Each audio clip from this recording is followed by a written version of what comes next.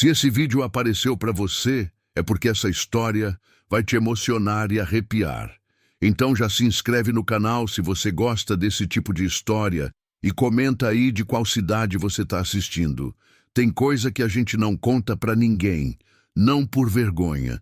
É porque sabe que vão olhar de um jeito diferente, aquele jeito de quem acha que você enlouqueceu, que exagerou, que inventou, porque a solidão faz isso com a gente. Então a gente guarda. Amassa o que viu lá no fundo do peito, igual a gente amassa uma roupa molhada antes de colocar no varal, com força, com as duas mãos, como se a água pudesse acabar se você apertar bastante. Mas tem hora que a coisa pede para sair. Eu me chamo Neuza Alves Ferreira, filha de Raimundo e Dirce, que Deus os tenha nos braços dele, os dois. Nasci num lugarzinho chamado Fazenda dos Angicos, entre Caetité e Palmas de Monte Alto, ali no sudoeste baiano, onde o cerrado vai morrendo devagar e o sertão começa a aparecer nas pedras, nos arbustos mirrados, na terra cor de ferrugem, que parece que sempre teve sangue misturado. Vivi 61 anos. Desses 61, 32, fui casada com Sebastião Ferreira, o Tião. Homem bom. Não era de muita conversa, Tião não, mas era de presença. Daquele tipo que você sente quando entra no cômodo, sabe? O ar muda, fica mais pesado, mais quente, mais habitado. Quando ele morreu, há 3 anos, o ar da nossa casa ficou diferente para sempre. Fino demais, raro demais. A gente respira, mas parece que não preenche. Os filhos cresceram e foram. Não é culpa deles. A vida no campo não dá futuro fácil, e eu sei disso. A Cida foi para a Vitória da Conquista com o marido dela. O Marcos foi para São Paulo tentar a vida numa construtora. Mando mensagem quando a internet deixa, que aqui no alto da Chapada o sinal aparece e some como visagem. Ligo no sábado. Eles atendem às vezes. A vida de cidade engole a gente. Fiquei eu e a terra do Tião, que passou para mim depois que ele fechou os olhos naquela manhã de julho, com o sol entrando pela janela do quarto e os passarinhos cantando lá fora, como se o mundo não tivesse acabado de perder uma coisa boa. A terra é pequena, uns 42 alqueires, parte de caatinga fechada, parte de pastagem já cansada, um açude que seca demais no verão e transborda no inverno como se quisesse engolir o mundo. Tem uma casinha de tijolos à vista, telha de barro, varanda com 3 pilares e um pé de aroeira que meu sogro plantou antes de mim nascer. Essa terra foi o que sobrou de uma vida inteira, e eu aprendi a gostar do que sobra. Acorda cedo, 4h30, 5 da manhã. O galo canta antes disso, mas eu já estou acordada. O silêncio do sertão antes do dia clarear tem um peso que você não aprende a carregar, aprende a respeitar. É um silêncio com textura, grosso, cheio de coisa viva se mexendo no escuro, sapo, grilo, o vento passando manso pelo capim-gordura que cresceu na beira do curral. Faço café, preto, forte, sem açúcar desde que o médico pediu. Bebo em pé, na soleira da porta, olhando o céu que vai virando de roxo para laranja, devagar, como se Deus estivesse pintando com cuidado, sem pressa, sabendo que vai dar tempo. Cuido das vacas, 6 cabeças, mais o bezerro que nasceu em março, que eu chamei de miúdo, porque veio pequenininho demais e eu achei que não ia aguentar. Aguentou. É o mais teimoso dos 6. Depois, vou checar a cerca do pasto de baixo, que o arame tem amolecido com a chuva, e o gado fica esperto perto de arame frouxo. À tarde, capino um trecho de horta que tenho do lado da casa. Tempero, quiabo, maxixe, e quando o sol começa a acender, me sento na varanda e fico olhando o nada. O nada daqui é muito cheio, cheio de passarinho, de vento, de sombra de nuvem passando na chapada, de cheiro de terra aquecida, de memória. Foi nessa rotina, nessa vida que eu tinha arrumado como se arruma uma gaveta bagunçada, colocando cada coisa no seu lugar para não ter que ficar procurando, que chegou a carta. Uma carta de verdade, de papel, dentro de um envelope amarelado com um lacre vermelho que já tinha quebrado, endereçado a mim por nome completo, numa caligrafia de quem aprendeu a escrever numa cartilha antiga. O carteiro, que não é carteiro de verdade, é o Geraldo do armazém que pega as correspondências quando vai à cidade. Deixou em cima do balcão da venda com um bilhete seu. Dona Neuza, essa chegou de um escritório de Caetité. Parece importante. Abri com cuidado, porque carta assim não se rasga. Era de um tal doutor Augusto Melo Cavalcante, advogado. Dizia que eu havia sido indicada como herdeira de uma propriedade rural localizada no município de Rio do Antônio, o Rancho da Pedra Comprida, pertencente ao espólio de um senhor chamado Eurípides Magalhães Souto, falecido sem filhos e sem cônjuge. Eurípides. Eu fiquei parada olhando aquele nome por um bom tempo. Eurípides Magalhães Souto era o irmão mais velho do meu pai, meu tio-avô. Um homem que eu tinha visto 3 vezes na vida, a última quando eu tinha uns 12 anos, numa festa de São João, e ele apareceu sem avisar, ficou 2 dias, tomou uma pinga demais e foi embora sem se despedir. Meu pai nunca falou muito dele. Só dizia que Eurípides tinha o coração no lugar, mas os passos tortos. Morreu sozinho e me deixou a terra dele. Eu não sabia se chorava ou se assustava. Fui até Caetité de ônibus. 3 horas de estrada de chão e asfalto remendado. No dia seguinte, o doutor Augusto era um homem pequeno, de bigode grisalho e óculos que escorregavam no nariz. Me explicou tudo com paciência. Eurípides tinha morrido há 4 meses. O rancho estava abandonado havia mais de uma década. E eu era a única parente identificada com parentesco comprovado. A senhora vai precisar assinar uns documentos, ele disse, e vai precisar ir lá ver o estado da propriedade antes de decidir o que fazer. Que estado? Perguntei. Ele ajeitou os óculos. Precário, dona Neuza. Bem precário. Voltei para casa com uma pasta de papéis no colo e uma sensação estranha no peito. Não era alegria, não era tristeza. Era aquela coisa que a gente sente quando a vida mexe uma peça num tabuleiro que você pensava que tinha parado. Naquela noite, sentada na varanda, com o céu estrelado do sertão aberto acima de mim, como uma promessa antiga, eu pensei no Tião. Pensei em como ele ia falar. Neuza, você vai, menina. Vai ver o que é seu. E eu fui. Saí antes do sol. Não é costume meu explicar minhas decisões para ninguém. Vivo só faz tempo suficiente para saber que explicação que não tem quem escute vira conversa com o vento. Então arrumei uma trouxa pequena, fechei o cadeado da porta dos fundos, deixei água e ração suficiente para o miúdo e para as vacas e pedi para o Geraldo do armazém passar uma vez por dia dar uma olhada no curral. Geraldo perguntou para onde eu ia. Ver uma herança, eu disse. Ele franziu o senho como se herança fosse palavra de mau agouro. Talvez seja. O ônibus para Rio do Antônio saía às 6 da manhã da praça de Caetité. Cheguei com 20 minutos de antecedência e fiquei sentada num banco de cimento com a pasta de papéis no colo e uma quentinha de café que comprei numa padaria, ainda fechando as venezianas. O café era ralo, adocicado demais, mas esquentava as mãos. E às vezes é isso que importa, não o sabor da coisa, mas o calor que ela ainda tem. O ônibus era velho, desses que chacoalham a alma da gente junto com o corpo. Janela que não fechava direito, assento de esponja amassada, cheiro de diesel e de gente que veio de longe e vai mais longe ainda. Sentei do lado da janela e fiquei olhando a paisagem passar. A caatinga seca daquele agosto feroz. Os mandacaros em fila como sentinelas no acostamento, as casas de taipa espalhadas no meio do nada, com suas antenas parabólicas apontando para o céu como se pedissem socorro. Tem uma beleza estranha nessa paisagem que só quem nasceu dentro dela consegue ver.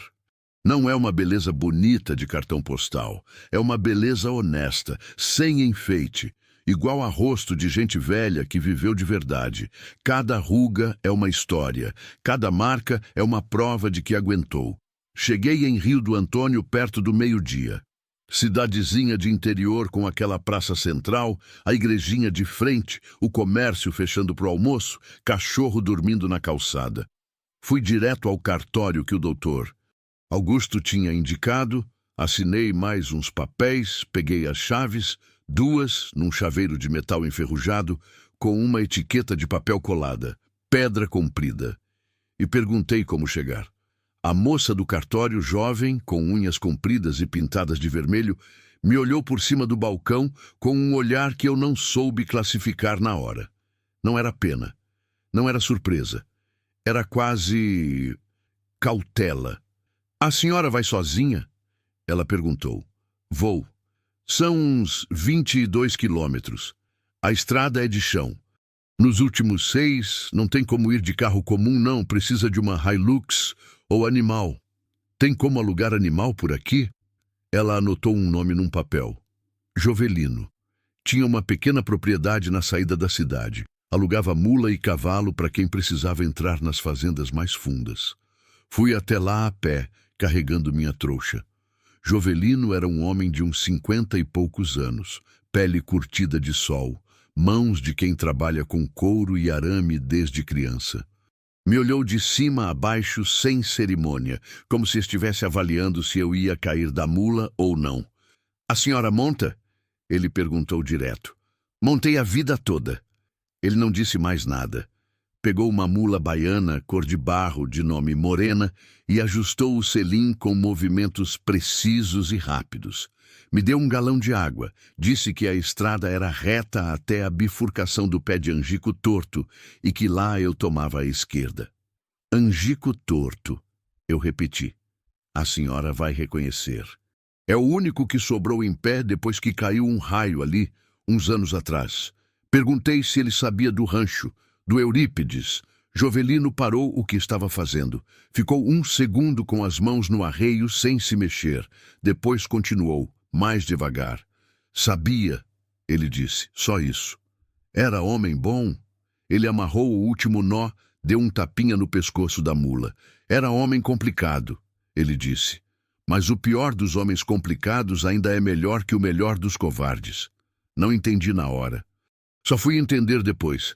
A estrada de chão começa bonita, vermelho vivo, daquele vermelho que parece que a terra sangrou e secou, bordado de capim dos dois lados, com sombra de árvore de vez em quando. O céu de agosto no sertão baiano é um azul que dói um pouco de tanto ser bonito, limpo, fundo, sem nuvem, como um olho aberto que não pisca. A Morena andava no passo certo, sem apressar e sem enrolar. Boa mula. Mula boa é assim, não briga com o caminho, não briga com quem monta, só vai. Deixei ela escolher o ritmo e fui olhando. Os primeiros quilômetros são de pastagem aberta, com fazendas de gente que ainda está ali. Porteira pintada, placa de nome, gado solto. Depois as propriedades vão ficando mais espaçadas. Os pastos vão dando lugar à caatinga mais fechada. As cercas vão sumindo, a estrada vai estreitando e o silêncio vai engrossando. Não é que fica mais silencioso de repente, é gradual. Vai retirando os sons um a um. Primeiro o barulho da cidade que ainda ecoa na cabeça. Depois o motor dos carros que a gente imagina ouvir. Depois os pássaros de quintal. Depois até o vento parece diminuir. Fica uma quietude que não é vazia. É densa, cheia de vida miúda, formiga carregando folha, lagarto correndo na pedra, o farfalhar seco das folhas de jurema no calor. Achei o Angico Torto. Era impossível não achar. A árvore tinha sido atingida pelo raio na parte do meio e retorcida para um lado, mas sobreviveu. Com a casca queimada, o tronco partido pela metade e curado por dentro, crescendo enviesada como alguém que levou uma pancada forte e aprendeu a andar torto. Estranhamente bonita, estranhamente de pé. Tomei a esquerda, ali a estrada piora. Pedra solta, buraco, capim crescendo no meio do caminho, sinal de que ninguém passa faz tempo. A morena resfolegou uma vez, olhou para frente e continuou. Boa mula mesmo. Foram mais uns 40 minutos assim, dentro da caatinga que ia se fechando dos dois lados, à sombra das catingueiras e dos juazeiros criando uma penumbra estranha no meio do dia. O sol filtrado pelas folhas fazia uns losangos de luz no chão de terra e o cheiro era forte, aquele cheiro de mato seco, de resina, de terra quente, de coisa viva que não precisa de água para existir, só de teimosia. Então, a morena parou, de repente, sem motivo aparente. Eu conheci mula o suficiente para saber que mula não para à toa. Mula tem um sentido que a gente não tem. Ela sente antes, o que eu não sabia. Fiquei quieta, deixei ela ficar quieta e fui olhando ao redor devagar. Foi quando vi o rancho pela primeira vez. Apareceu no fim de uma curva suave da estrada, entre duas fileiras de umburanas velhas com os troncos brancos descascados. E a primeira coisa que pensei foi que parecia que a terra tinha criado aquele lugar do nada, como criou pedra e mandacaru, sem pedir licença. A casa era de tijolo à vista, mais comprida do que larga, com uma varanda caindo aos pedaços na frente. 2 pilares de pé, um deitado no chão coberto de mato. O telhado de barro tinha cedido num canto e dava para ver do lado de fora a viga de madeira exposta, escurecida. As janelas não tinham vidro, só os caixilhos de madeira apodrecida, com as hastes quebradas, abertas para o tempo. Em volta da casa, a natureza tinha tomado conta com aquela paciência infinita que só a natureza tem. Capim crescido até a altura da cintura, embuzeiros brotando do nada, raízes levantando o piso da varanda. Uma mangueira antiga do lado esquerdo, enorme, com a copa tão fechada que fazia sombra até na estrada. E do lado direito da casa, uns 30 metros atrás, entre pedras grandes e um juazeiro torto, o poço. Não sei por que ele me chamou a atenção antes de qualquer outra coisa. Talvez porque estava coberto, uma tampa de madeira grossa, escurecida pelo tempo, com uma pedra em cima para pesar. Talvez porque a vegetação em volta dele era diferente. Mais verde, mais densa, como se a umidade de lá de baixo alimentasse aquele círculo de vida enquanto tudo ao redor secava.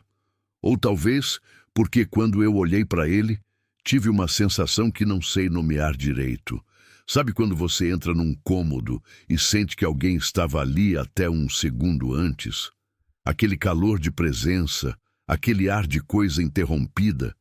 Foi isso que senti olhando para o poço. Desci da morena.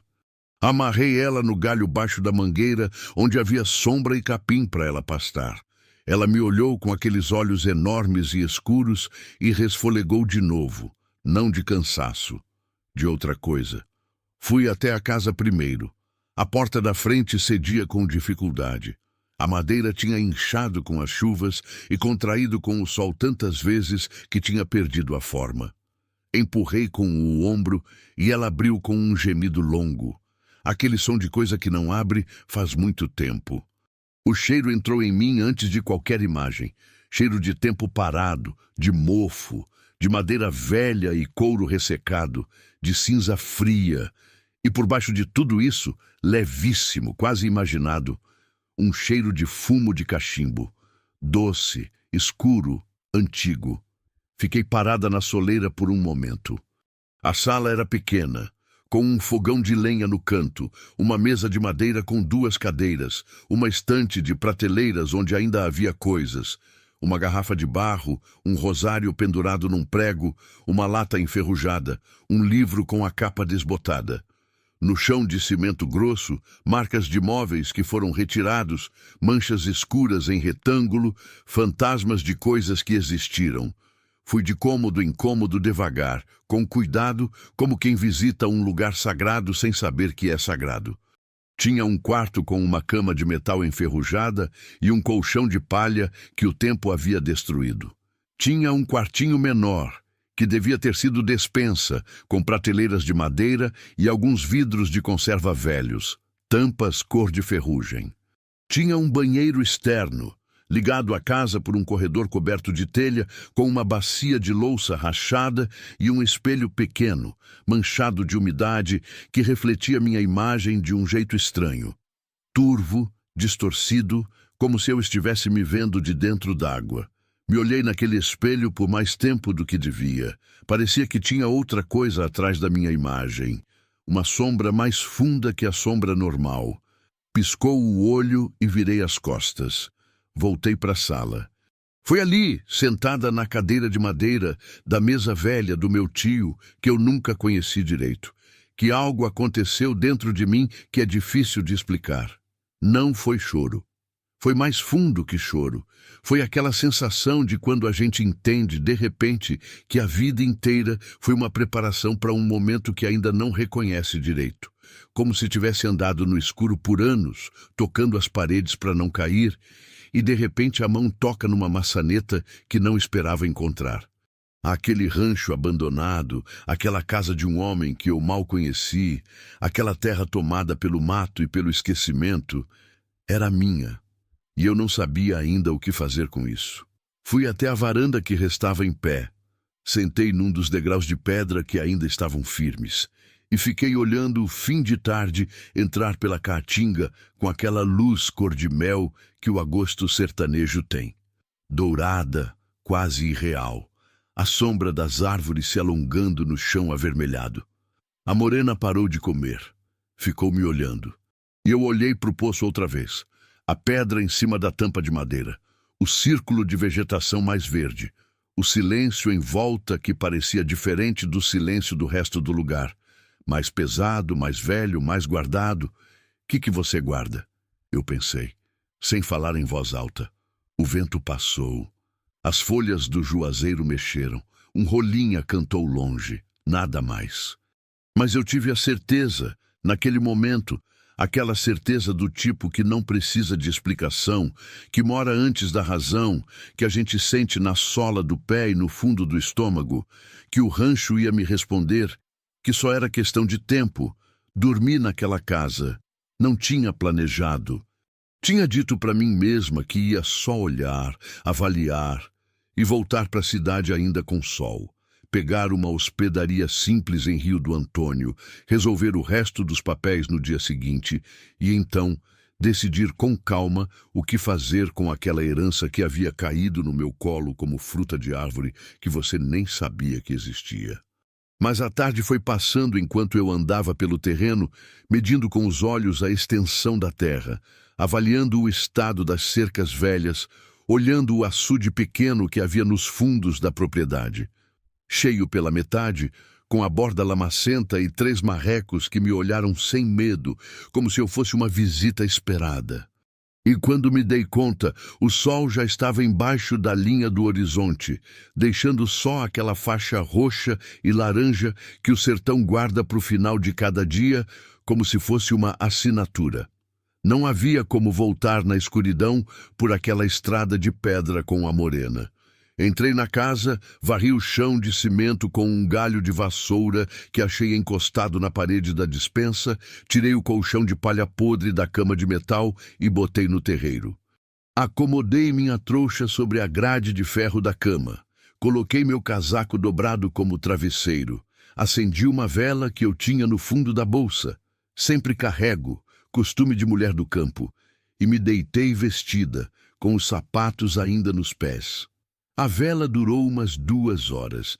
Depois foi o escuro. O escuro do sertão, longe de cidade, não tem tamanho, não tem borda. Você abre o olho, fecha o olho, é tudo igual. A diferença é que quando você fecha, os sons ficam maiores. O grilo canta mais perto. O sapo responde de um lugar que parece dentro do próprio quarto. O vento que entra pela janela sem vidro toca nas ripas de madeira podre e faz um som baixo, intermitente, que parece respiração. Como se a casa respirasse. Fiquei deitada de olho aberto no escuro por um tempo que não sei medir. Pensei no Tião, pensei na cara dele dormindo, aquele jeito que ele tinha de dormir de bruços, com o braço jogado por cima da minha barriga como se soubesse, mesmo dormindo, que eu podia sumir. Pensei nos filhos pequenos, no barulho de casa com criança, no cheiro de leite aquecido e de roupa passada a ferro. Pensei em quando a vida era uma coisa cheia, transbordando de todos os lados, e eu ficava cansada demais para notar que estava transbordando. A gente só nota quando seca. Então ouvi. Não foi um som forte. Não foi o tipo de coisa que faz você sentar na cama de um salto com o coração na boca. Foi sutil. Por isso mesmo me pegou desprevenida. Era um som ritmado, surdo, vindo de fora. Como se alguém batesse muito devagar numa madeira oca. Tum, tum, tum. Pausa. Tum, tum, tum.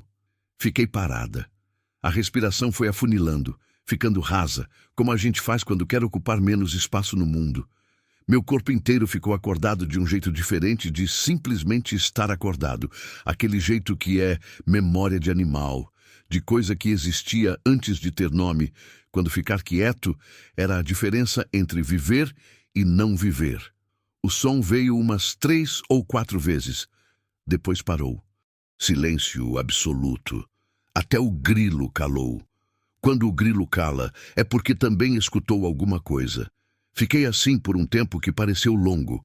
O coração batia devagar, mas forte. Dava para ouvir ele nos próprios ouvidos. Devagar fui me lembrando de onde estava, do que era aquele lugar, de que tinha 70 anos de abandono acumulados em cada parede daquela casa, e que casas velhas fazem barulho. Madeira contrai com o frio da noite. Telha range. Bicho do mato passa. Pode ter sido qualquer coisa. Pode, mas a morena estava amarrada do lado de fora, e Mula, que está tranquila, dorme de pé e não faz barulho nenhum. E eu não ouvi a morena se mexer uma vez sequer. O que assustou a morena, ela não me contou. Fechei os olhos e mandei minha mente para longe. Um truque que aprendi quando o Tião morreu e o silêncio da cama virou demais para suportar. Pensa numa coisa boa. Pensa num lugar. Eu sempre ia para uma tarde de chuva que tivemos no começo do casamento, quando a gente ainda morava num quartinho alugado em Caetité, e a chuva bateu de repente, e a gente teve que correr para recolher roupa do varal, e ficamos encharcados e rindo no terreiro como 2 bobos, e o Tião me pegou pela mão e disse: "Neuza, você é a melhor coisa que Deus colocou no meu caminho." Ele disse isso, molhado, com a roupa colada no corpo, cabelo escorrendo, rindo. Eu dormi pensando nele. De manhã, a casa tinha um rosto diferente. A luz entrava pelas janelas abertas e pelos buracos do telhado em feixes dourados, cheios de partículas de poeira dançando. Aquele espetáculo que só existe quando a luz encontra o escuro guardado, quando ilumina o que estava invisível. O cheiro de mofo suavizou um pouco, misturado agora com o cheiro de terra úmida da madrugada e do café que eu fiz no fogão de lenha, com um punhado de galho seco que achei no terreiro. Sim, o fogão funcionava. Velho, de ferro, com a grelha enferrujada, mas funcionava. E café feito em fogão de lenha tem um sabor que não existe em mais lugar nenhum, carregado com aquele fundo de fumaça que não estraga, só aprofunda. Bebi de pé na porta da cozinha, olhando o terreiro, e fui olhar o poço. À luz do dia, ele parecia menos pesado. Era um poço velho, de boca larga, uns 80 centímetros de diâmetro, cercado por uma borda de pedra argamassada que o tempo havia fendilhado em vários lugares. A tampa de madeira era grossa, feita com tábuas largas de madeira de lei, escurecidas pela umidade e pelos anos, encaixadas com cuidado por alguém que entendia de carpintaria. A pedra em cima era grande, achatada, cor de cinza. Uma pedra que alguém colocou ali com intenção. Não caiu. Foi posta. Por que cobrir um poço com pedra? Joelhos meio duros da noite na grade de metal, abaixei e passei a mão pela borda de pedra da borda do poço. O musgo estava úmido. Verde escuro, macio, com aquela friagem que o musgo sempre tem, como se guardasse a temperatura da sombra, mesmo quando o sol já esqueceu. Tentei mover a pedra. Pesada.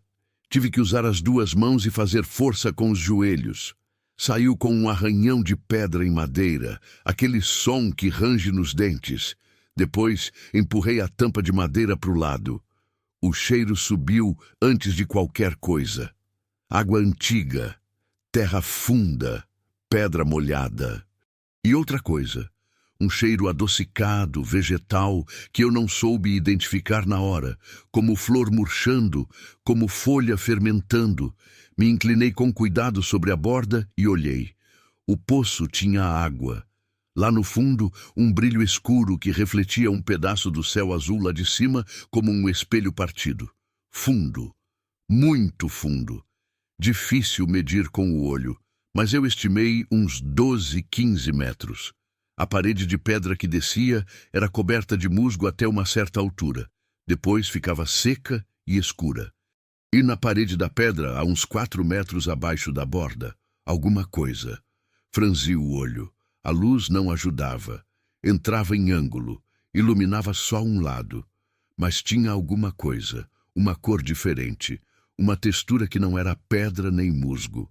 Me afastei, fui até a casa, procurei na trouxa e achei a lanterninha que carrego sempre. Pequena, de pilha, mas potente. Voltei, me inclinei de novo, acendi e apontei para baixo. O feixe de luz desceu pela parede de pedra e encontrou o que estava lá. Era um embrulho, preso na parede, não pendurado, encaixado, como se alguém tivesse descido ou se inclinado o suficiente para colocar aquilo numa fenda da pedra que servia de encaixe natural. Embrulhado em couro, couro escuro, ressequido, amarrado com um cordão fino que ainda estava intacto. Fiquei olhando para aquilo por um longo tempo. O coração voltou a fazer aquele ritmo diferente. Não acelerado, mas profundo, como se soubesse que estava diante de algo que ia mudar o que vinha depois. O que você guarda? Eu havia perguntado para o poço na véspera. Ele havia esperado para responder à luz do dia. Não desci naquele momento, não por medo. Bom, por um pouco de medo sim, preciso ser honesta. Mas principalmente porque tinha sentido suficiente para entender que certas coisas precisam de preparação. Não se entra numa mata fechada sem facão. Não se abre uma ferida sem agulha e linha por perto. E não se mexe em coisa guardada no fundo de um poço de terra, de gente que você não conheceu direito, sem primeiro entender um pouco mais de quem era esse gente. Passei a manhã na casa. Vasculhei devagar, com respeito, cada canto. Na estante de madeira da sala, o livro com a capa desbotada era uma Bíblia. Uma dessas antigas, com a lombada costurada, o papel fininho amarelado, os versículos numerados à mão nos cantos em tinta que havia desbotado para uma cor de sépia. Abri com cuidado. Na folha de rosto, em caligrafia antiga, estava escrito: Eurípides Magalhães Souto, Rio do Antônio, Bahia, ano de Nosso Senhor de 1978. E abaixo, com outra letra, diferente, menor, mais nervosa: Deus perdoa o que a terra esconde, que Ele me perdoe também. Fiquei com a Bíblia na mão por um longo tempo, que Ele me perdoe também. O que um homem que vive sozinho no meio do mato, que morre sozinho, sem deixar herdeiro, além de uma sobrinha que mal conhece, precisa que Deus perdoe? Continuei procurando. Na despensa, atrás de uma prateleira de madeira que estava solta da parede, achei uma lata de mantimento antiga, daquelas de boca larga, de tampa que rosqueia. Dentro não havia mantimento. Havia papéis dobrados, cartas, algumas soltas, outras dentro de envelopes que o tempo havia grudado. A tinta em algumas havia borrado com a umidade, tornando a leitura difícil ou impossível. Mas em algumas a escrita ainda estava legível. Eram cartas endereçadas ao Eurípides, da mesma pessoa, sem nome assinado, só uma inicial, M. Lee, a que estava mais preservada. Eurípides, faz 3 meses que você foi e eu ainda acordo esperando te ver entrar pela porta. Sei que não foi sua culpa. Sei que não tinha como ser diferente. Mas tem hora que o coração não sabe distinguir culpa de dor e tudo dói do mesmo jeito. O menino está bem, crescendo. Tem os seus olhos, que Deus me ajude. Toda vez que eu olho para ele, eu vejo você, e não sei se é bênção ou castigo. Não vou te pedir para voltar. Você já sabe que não pode. Mas uma coisa eu te peço, não some de vez. Não deixa esse silêncio virar parede. Já tem parede demais entre a gente. Cuida de você. E cuida daquilo que você sabe que precisa ser cuidado. M. Dobrei a carta com cuidado. Coloquei de volta na lata. Fiquei sentada no chão de cimento da despensa, com a lata no colo, olhando a parede de tijolos à vista. O menino. Eurípides tinha um filho. Um filho que eu não sabia que existia, que o advogado não havia mencionado, que a herança não havia contemplado. Ou havia. Minha cabeça começou a trabalhar. Aquele trabalho que a cabeça faz quando encontra uma peça que não encaixa e fica virando ela de todos os lados, tentando entender onde deveria estar. Se havia um filho, por que a terra havia vindo para mim? Se havia um filho, onde estava ele?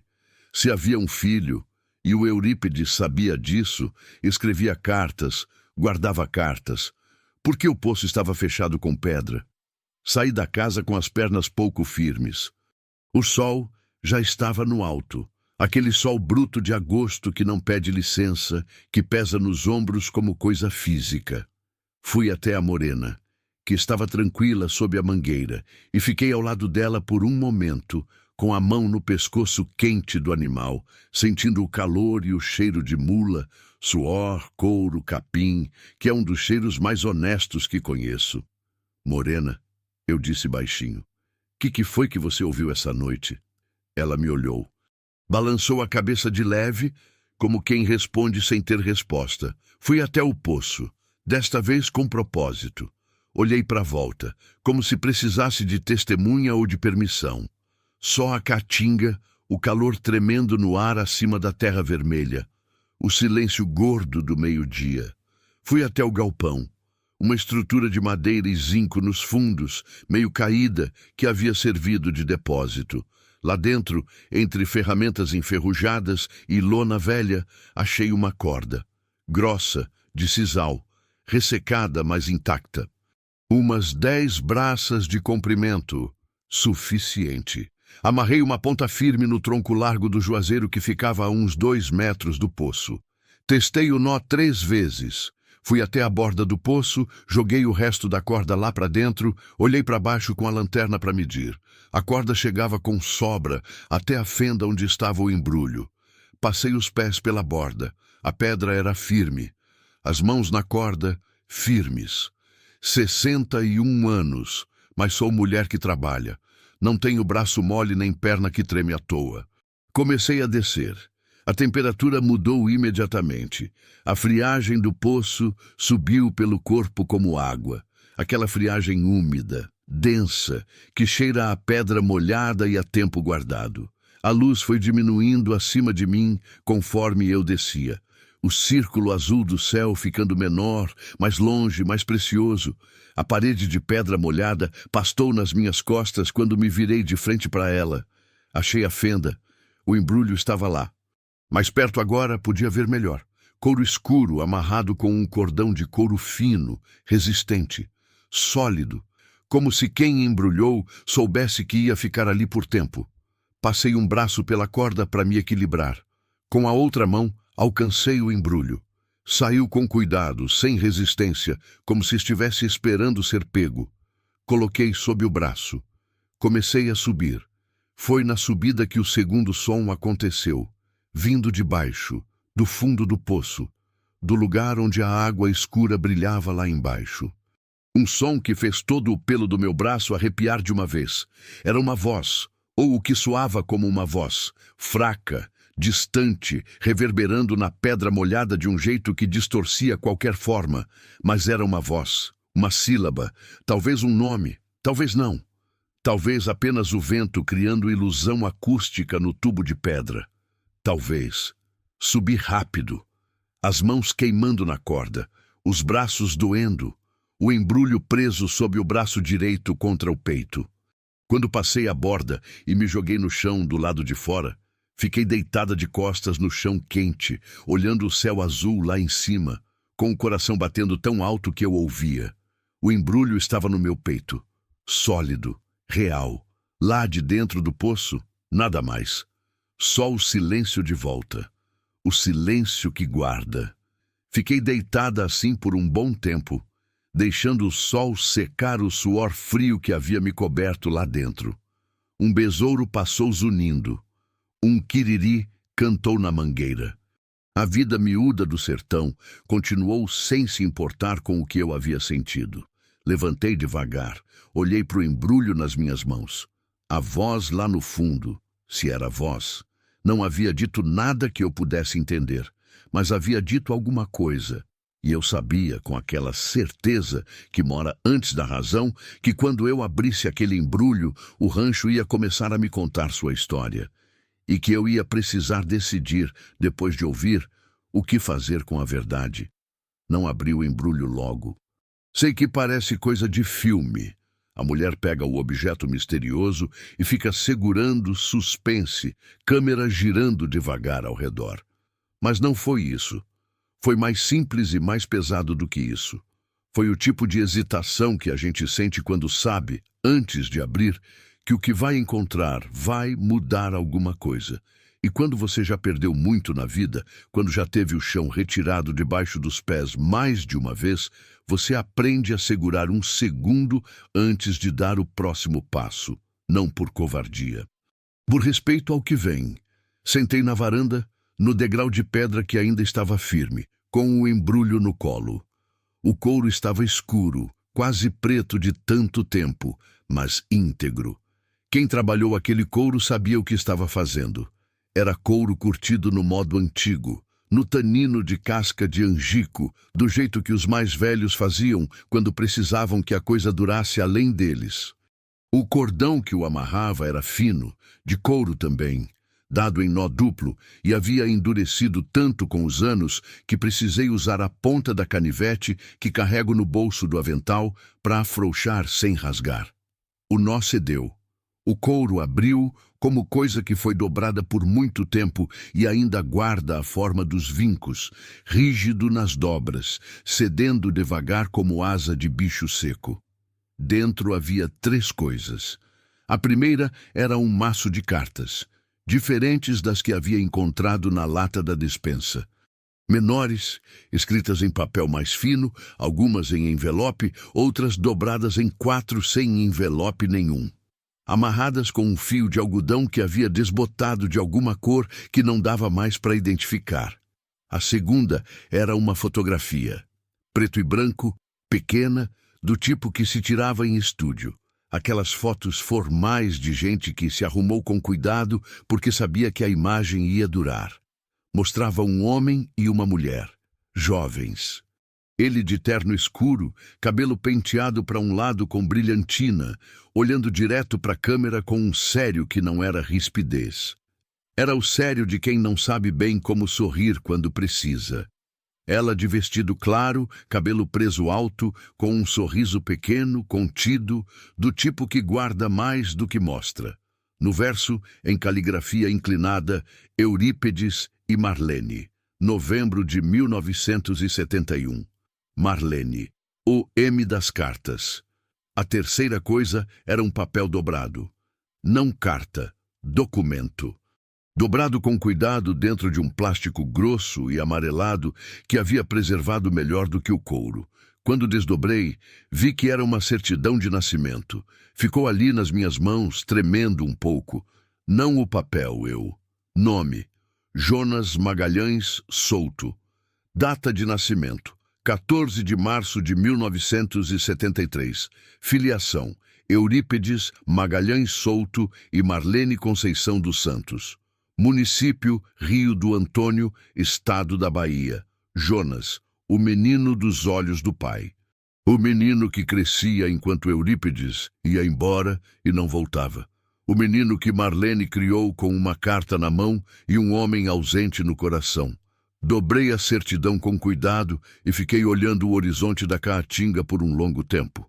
O sol estava descendo, aquela descida de fim de tarde que o sertão faz em câmera lenta, como se soubesse que é bonito e quisesse que a gente visse. A luz dourada pegou nas folhas das umburanas e fez tudo brilhar de um jeito que parecia irreal. Aquela beleza forçada que a natureza às vezes impõe, como se quisesse lembrar que é linda mesmo quando a gente está no meio de uma coisa difícil. Pensei no Dr. Augusto, o advogado, em como ele havia dito que eu era a única parente identificada.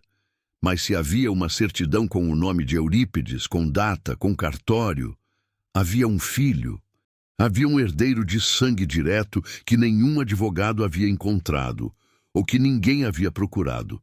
Por que esse menino, esse Jonas, que hoje seria um homem de uns 53 anos, não havia aparecido? Estava vivo? Sabia do pai? Sabia da terra? Ou havia algo nessa história que fazia com que ele não quisesse aparecer? Abri o maço de cartas. Li devagar, na ordem em que estavam amarradas, que talvez não fosse a ordem certa, mas era a única ordem que eu tinha. A caligrafia do M, de Marlene, havia mudado ao longo das cartas, ficando mais afastada, mais cansada com o tempo, como a letra de quem escreve, mas não espera mais resposta. As primeiras eram de esperança ainda. Contavam do menino crescendo, dos primeiros passos, das primeiras palavras. Ele chamou o gato de Ato, porque não consegue falar o G ainda.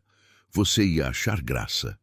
Contavam do trabalho dela, costureira em Rio do Antônio, dos dias longos, das noites mais longas, mas de uma resistência que aparecia nas entrelinhas, naquele jeito que mulher do interior tem de contar o sofrimento sem nomear o sofrimento, de descrever a dor em volta, nunca no centro.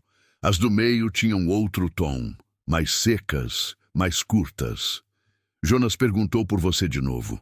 Não soube o que responder. Inventei que você trabalha longe. Até quando vou inventar?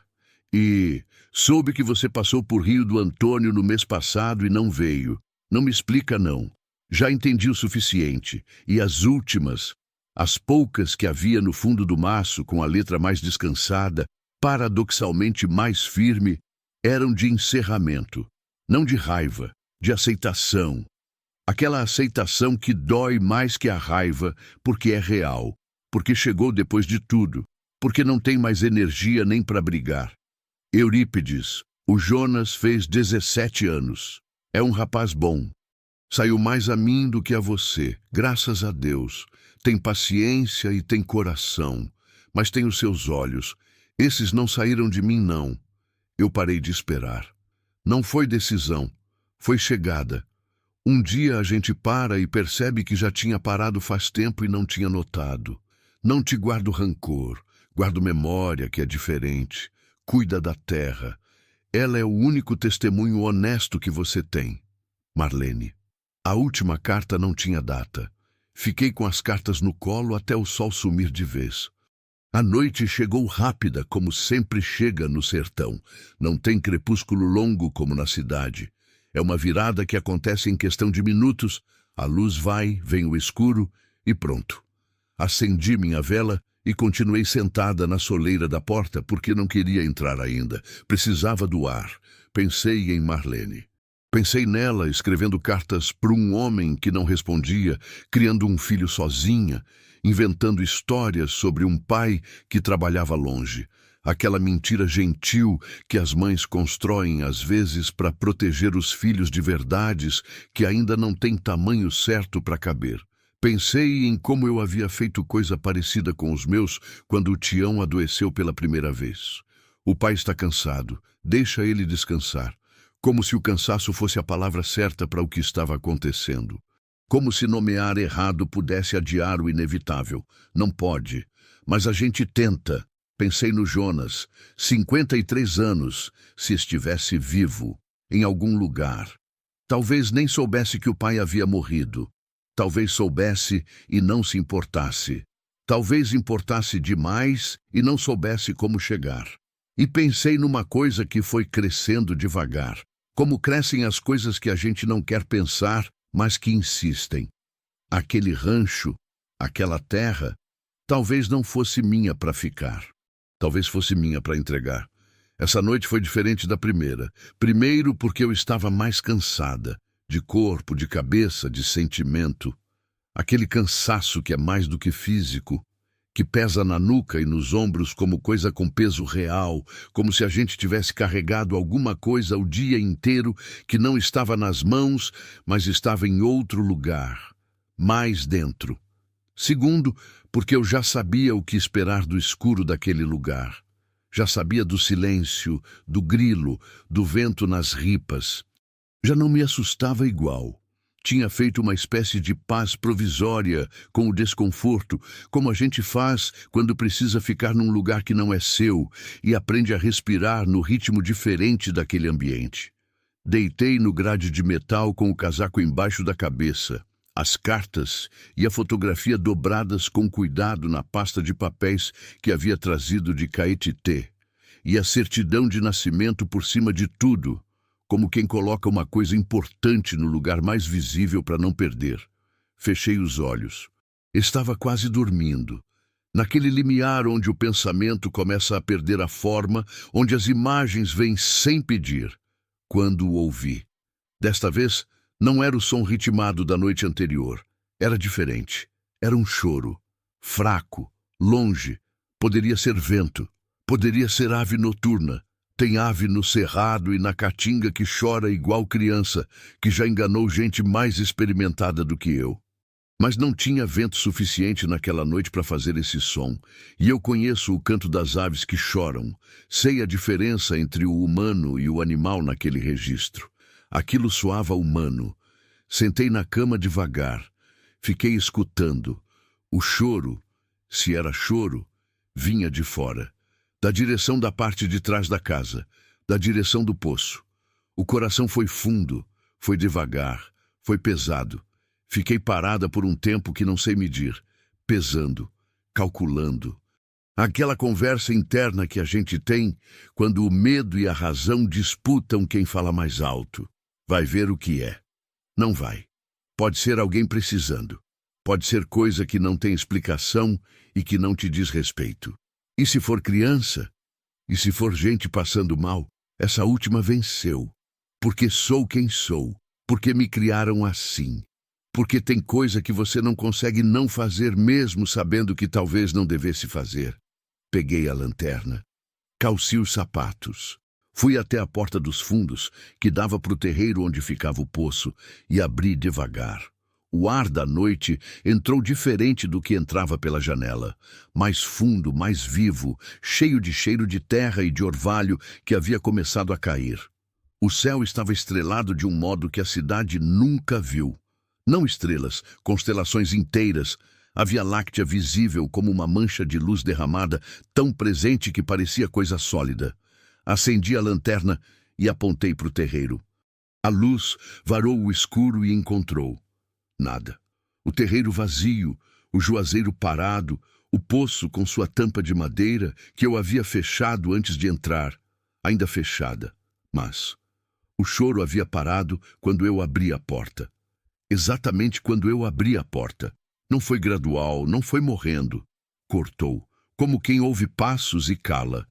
Fiquei na soleira por um longo tempo, com a lanterna apontada para o terreiro, varrendo devagar cada canto, cada sombra, a mangueira, o galpão de zinco, a borda do poço, o juazeiro, as pedras grandes espalhadas. Nada se mexia, mas havia algo no ar que é difícil de nomear.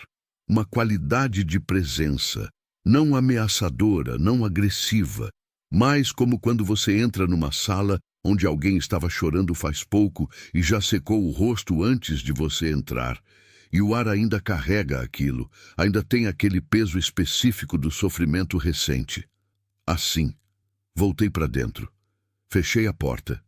Sentei na beira da grade de metal com as mãos no joelho. Não dormi mais naquela noite.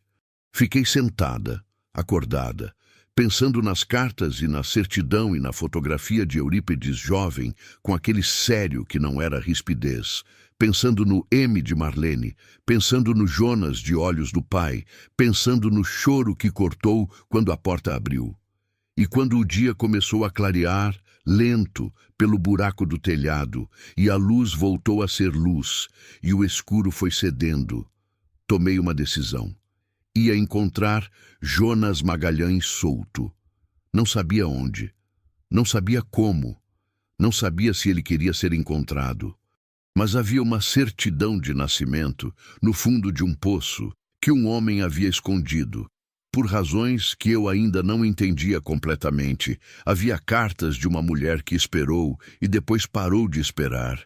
E havia uma terra que chegou até mim pelo braço da lei, mas que talvez tivesse chegado pelo braço errado.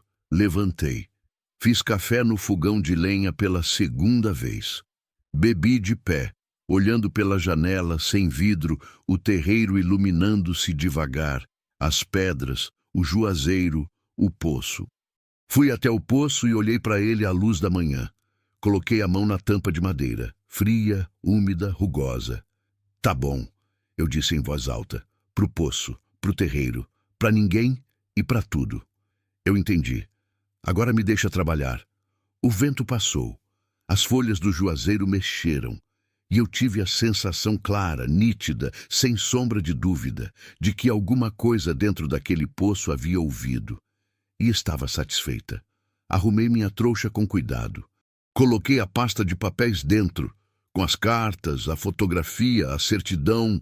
Fechei a casa com a chave enferrujada. Fui até a morena, que me olhou com aquele olhar enorme e paciente de quem esperou a noite inteira sem reclamar. Vamos, morena, eu disse, passando a mão no pescoço dela. Tem trabalho pela frente. Montei. Enquanto a morena me levava pela estrada de pedra de volta para a civilização, eu ia olhando para frente e pensando no que havia encontrado no poço. Não era ouro, não era dinheiro, não era nenhuma daquelas coisas que a imaginação da gente inventa quando encontra coisa escondida. Era uma vida não contada. Era uma história que ninguém havia terminado. E eu, Neuza Alves Ferreira, viúva, 61 anos, filha de Raimundo e Dirce, mulher do Tião que havia morrido de um coração que foi grande demais até parar. Eu havia sido escolhida, por alguma razão que ainda não entendia completamente, para ouvir essa história. E talvez para terminá-la. O angico torto passou ao meu lado enquanto eu dobrava a bifurcação. Olhei para ele, aquele tronco partido pelo raio, curado torto, crescendo enviesado, mas crescendo. Pensei, às vezes a pancada que quase mata é a mesma que ensina como sobreviver. Pensei no Tião, pensei no Jonas. Pensei em mim mesma, 61 anos, sozinha numa mula baiana, numa estrada de chão no sertão da Bahia, com uma pasta de papéis que contavam a história de um homem que não pôde ou não soube ficar, de uma mulher que ficou e criou, e esperou, e depois parou de esperar.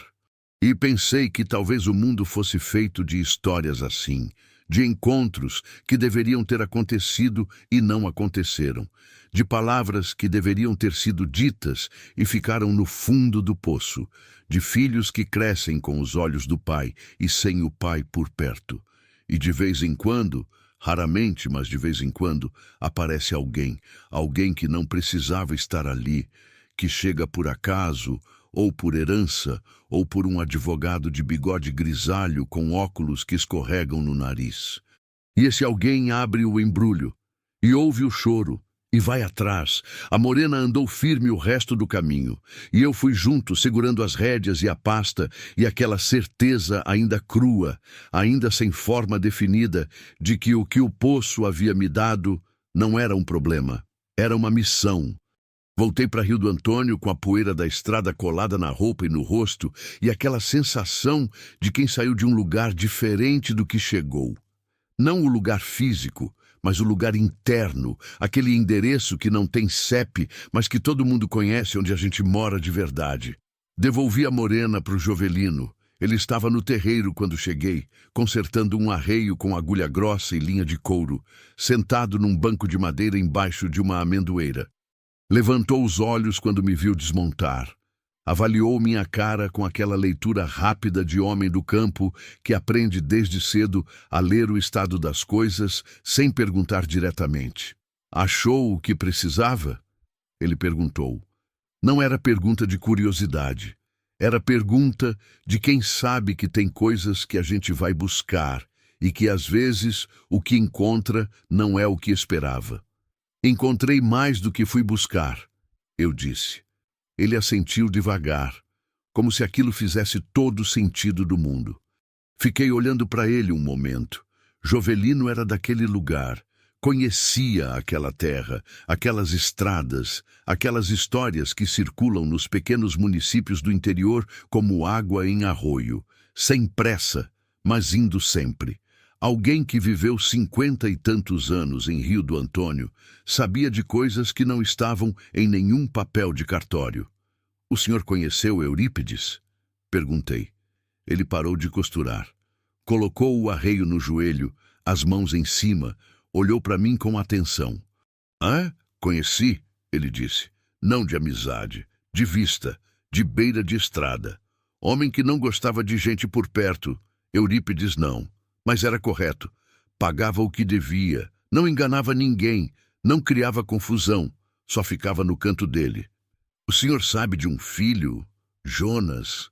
Jovelino ficou quieto por um tempo, que foi longo o suficiente para me dizer que sabia. Sei, ele disse por fim. Todo mundo sabe, só que ninguém fala. Por quê? Ele pegou o arreio de volta, continuou costurando. As mãos trabalhando enquanto os olhos ficavam em algum lugar entre o arreio e o passado. Porque tem história que a cidade decide guardar, ele disse devagar. Não por maldade, por hábito. A gente aqui aprende que o que não se fala não magoa mais ninguém. Mas às vezes magoa de outro jeito, só que mais fundo. Onde está Jonas? Jovelino costurou mais 2 pontas. Deu um nó. Cortou a linha com os dentes. Última vez que soube, estava embrumado, ele disse. Mas faz uns 15 anos isso. Trabalhava numa oficina mecânica. Se ainda está lá, se mudou, se está vivo, não sei te dizer, dona. Brumado, uns 120 quilômetros dali. Obrigada, eu disse. Não precisa, ele respondeu, já olhando de volta para o arreio. Só faz uma coisa, dona Neuza, parei. Se achar ele, Jovelino disse, sem levantar os olhos. Faz com jeito. Filho que cresceu sem pai e que não escolheu crescer assim, carrega uma ferida que às vezes parece cicatriz por fora e ainda está aberta por dentro. Chega devagar. Olhei para ele por um momento. O senhor tem filho assim? Perguntei, sem pensar. Jovelino não respondeu, mas a mandíbula endureceu um segundo. Aquele endurecimento de quem engole uma coisa que estava subindo. Eu entendi. Não perguntei mais nada. Fui embora com o passo de quem tem destino. Fiquei mais 2 dias em Rio do Antônio. Não por escolha. Os papéis do cartório precisavam de mais assinatura, mais reconhecimento de firma, mais aquela burocracia lenta e detalhada que o interior brasileiro tem, onde cada carimbo parece custar 1 semana de vida.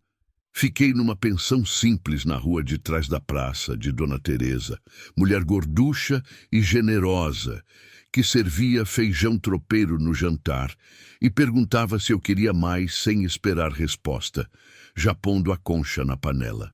Naquelas noites na pensão, li as cartas de Marlene com mais calma. Reli a certidão várias vezes, como se os dados fossem mudar. Não mudavam. Jonas Magalhães Souto, 14 de março de 1973. Existia no papel. Existia em algum lugar do mundo. Na segunda noite, não consegui dormir antes de meia-noite. Fiquei sentada na cama de molas da pensão, com a janela aberta para o barulho morno da praça. Um bar com forró baixo, 2 cachorros conversando à distância, o vento morno de agosto levantando a poeira da rua. Peguei a fotografia de Eurípides e Marlene. Olhei para ele por muito tempo.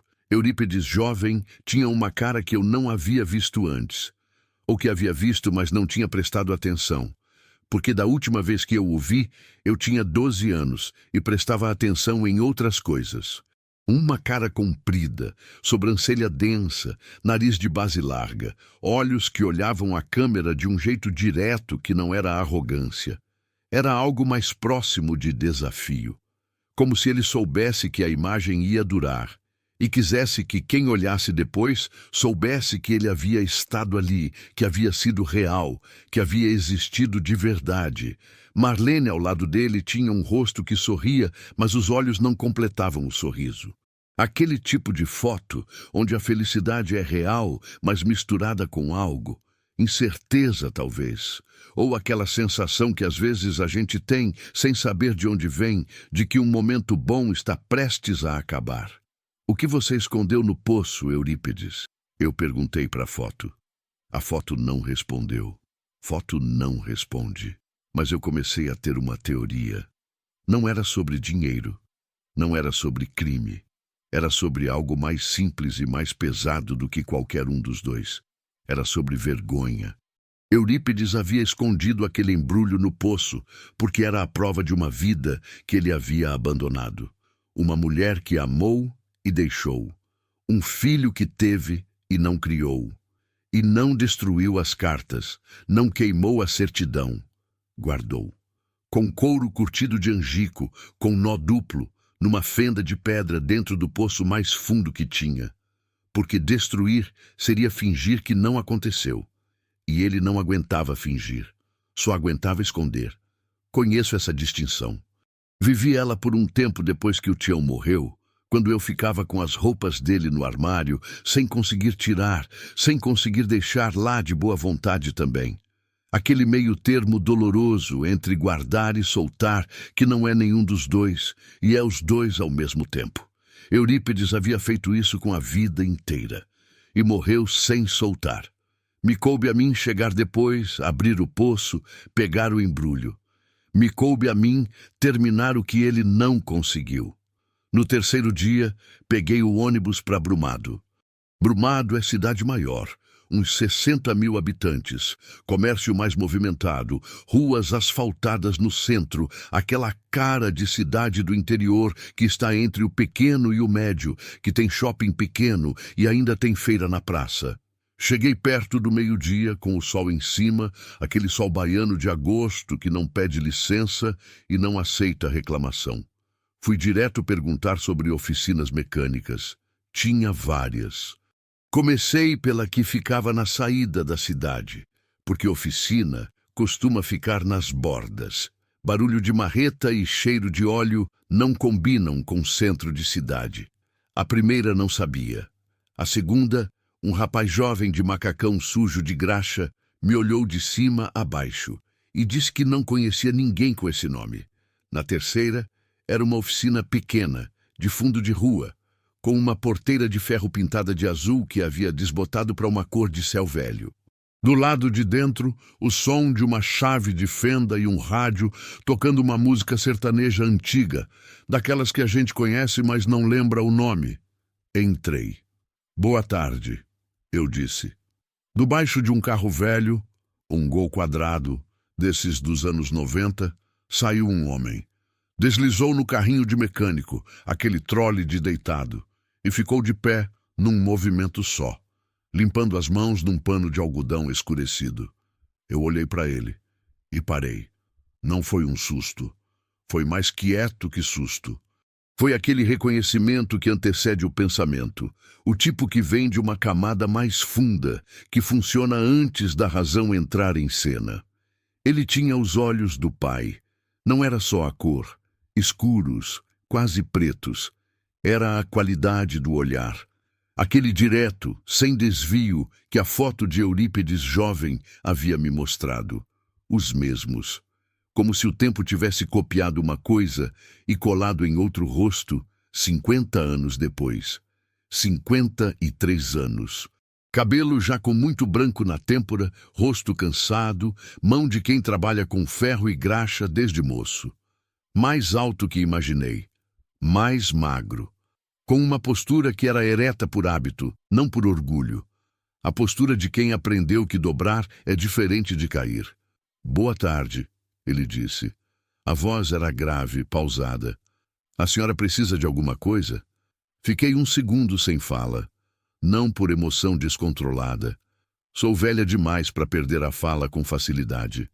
Foi porque de repente o peso do que eu estava prestes a dizer me chegou de uma vez, em bloco, completo, que eu estava ali para dizer a um homem de 53 anos que o pai que ele nunca conheceu havia morrido, que havia deixado uma terra, que havia guardado cartas e uma certidão no fundo de um poço, como se soubesse que alguém ia achar, e que esse alguém havia sido eu, uma viúva de Caetité que nem sabia que o tio-avô tinha filho. O senhor é Jonas, Jonas Magalhães Souto? Ele ficou parado. As mãos pararam de limpar o pano. Os olhos do pai me olharam de um jeito diferente, mais estreito, mais avaliando, aquele jeito de quem ouve o próprio nome completo e já sabe que vem coisa. Sou, ele disse, devagar. Quem quer saber? Meu nome é Neuza, Neuza Alves Ferreira. Sou sobrinha neta de Eurípides Magalhães Souto. O silêncio que caiu foi daqueles que têm peso, que a gente quase pode tocar. O rádio continuava tocando sertanejo, ridiculamente alegre, completamente alheio. Jonas não disse nada por um tempo. Depois foi até o rádio e desligou. Voltou, me olhou. Ele morreu, Jonas disse. Não foi pergunta. Morreu. Faz 4 meses. Ele assentiu. Aquele assentir de quem já havia preparado o coração para essa notícia faz tempo, que já havia ensaiado como receber, que já havia feito as pazes com a possibilidade em alguma noite de insônia em algum ano passado. Entre, ele disse. Tem um banco ali. A oficina tinha um cantinho no fundo com um banco de madeira, uma mesinha com uma garrafa térmica e 2 copos de plástico, um calendário velho na parede com a foto de uma cachoeira que eu não reconheci. Jonas serviu café. Preto, forte, sem perguntar se eu queria, e sentou no banco do lado. Não na minha frente. Do lado. Como quem senta junto, não de frente. Eu gostei disso. Contei a história com cuidado, como havia prometido a mim mesma que faria. Contei da carta do advogado, da viagem, do rancho, das condições da casa. Contei da lata na despensa, das cartas de Marlene. E ali ele fechou os olhos por um segundo, só um segundo, e abriu de novo. Contei do poço, do embrulho, do couro curtido de angico, do nó duplo. Tirei a pasta da minha bolsa, coloquei na mesinha entre a gente. Aqui está, eu disse, as cartas da sua mãe, a fotografia dos 2 e a sua certidão de nascimento. Jonas olhou para a pasta por um longo tempo sem abrir. As mãos no copo de plástico, quietas, mas eu vi. Eram mãos grandes, calejadas, e os nós dos dedos estavam brancos de tanto apertar o copo sem perceber. Minha mãe morreu quando eu tinha 32 anos, ele disse. A voz saiu igual, grave, pausada, mas tinha uma espessura diferente agora. Câncer, rápido, menos de 6 meses do diagnóstico ao fim. Sinto muito. Ela nunca falou muito dele, Jonas continuou, como se eu não tivesse falado. Só o suficiente. Disse que era homem bom, mas que não tinha jeito de ficar, que não era culpa dele e não era culpa dela, que às vezes as pessoas se amam do jeito errado para ficarem juntas. Eu aceitei. O que mais ia fazer? Você tentou procurar ele? Pausa longa. Uma vez. Tinha uns 25 anos. Fui até Rio do Antônio. Perguntei na cidade. Souberam me dizer onde era a propriedade, mas disseram que ele não recebia visita. Fui até a estrada. Fui até o portão da fazenda. Ele parou. E? Eu disse baixinho.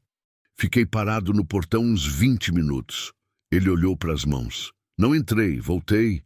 O silêncio que veio depois desse, não entrei, era o tipo de silêncio que carrega uma vida inteira de coisa não feita, de passo não dado, de porta que ficou fechada, não porque estava trancada, mas porque a mão não conseguiu alcançar a maçaneta.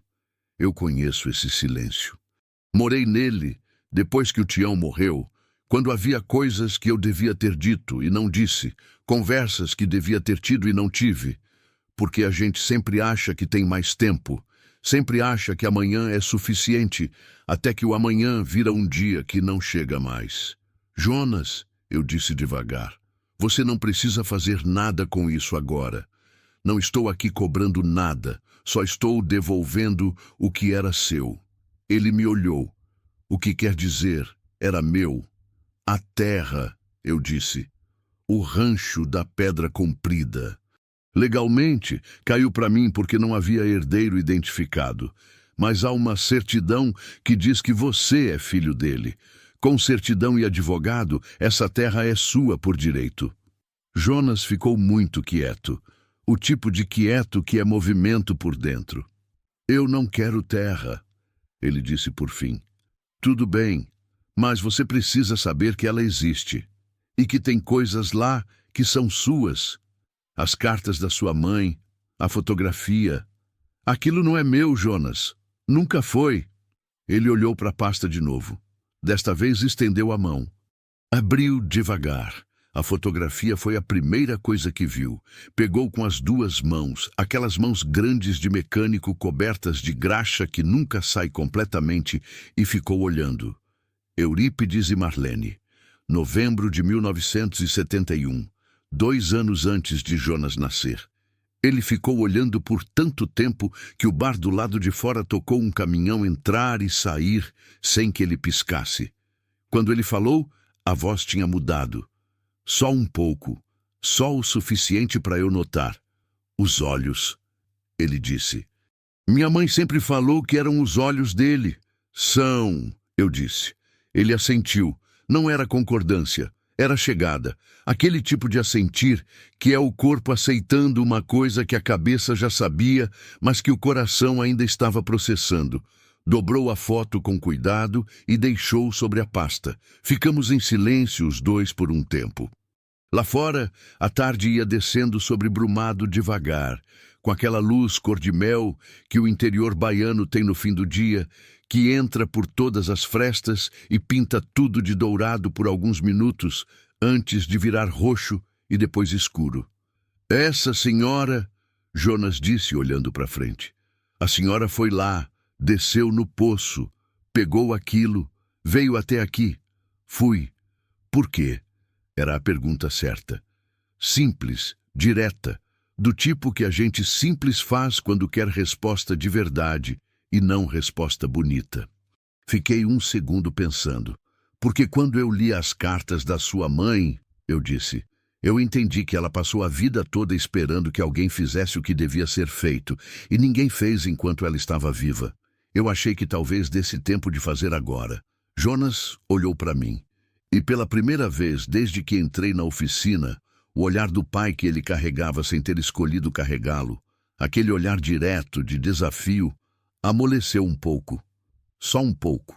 Só o suficiente para deixar passar uma coisa que estava por trás dele, mais funda, dor, talvez, ou alívio.